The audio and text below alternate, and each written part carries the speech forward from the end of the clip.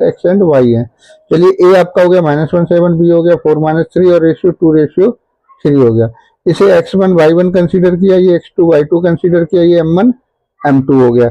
x का formula होता है m1 x2 plus m2 x1 upon m1 plus m2। अच्छा m1 क्या है, 2 यहाँ वैल्यू पुट कर दी, x2 क्या है 4 यहाँ वैल्यू पुट कर दी, ये प्लस साइन रहा। m2 की वैल्यू क्या है 3 हो गया आपका, x1 की वैल्यू क्या है -1 हो गया, ठीक है ना।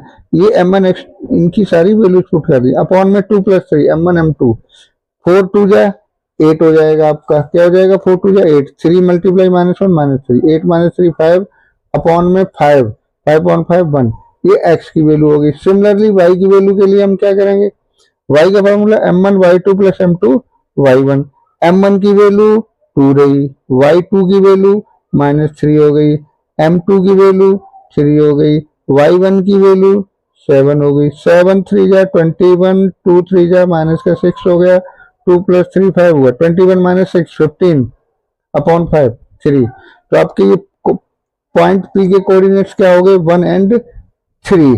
नेक्स्ट क्वेश्चन करेंगे हम, रीड करते हैं हम क्वेश्चन को। Find the coordinate of the points trisection of the line segment joining 4 - 1 and 2 - 3।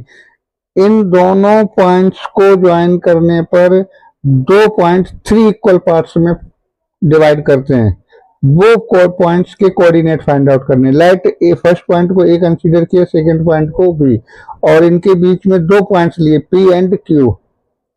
ये इसके पी के रेशियो देखना, इधर 1 पार्ट है तो ये 1 हो जाएगा, इधर 2 पार्ट है तो ये 2 हो गया। पी के रेशियो 1:2 हो गए। क्यू के लिए रेशियो क्या होंगे, ये 2 पार्ट्स है इधर 2 हो गया, ये इधर 1 पार्ट है तो 1 हो गया। अच्छा पहले हम पी फाइंड करेंगे फिर क्यू फाइंड करेंगे। Simply for point P A क्या हो गया 4 - 1, बी क्या हो गया -2 -3, रेशियो हो गया आपका, यहाँ लाइन से ले लेंगे 1:2। x का formula m1 x2 plus m2 x1 upon m1 plus m2। अब वैल्यूज पुट कर, m1 ढूंढिए कहाँ है m1, ये रहा 1, ठीक है ना। x2 देखते देखते ये रहा -2, m2 क्या है ये रहा 2, x1 ये रहा 4। सॉल्व करो, 4 2 जा 8, 1 × -2 - 2, 8 में से 2 6 अपॉन में 2 + 1 3, 3 को डिवाइड किया 2 आ गया, x वैल्यू 2 हो गई। सिमिलरली y का फाइंड आउट करेंगे, m1 y2 plus m2 y1 upon m1 plus m2, ये फॉर्मूला होता है y फाइंड आउट करने का।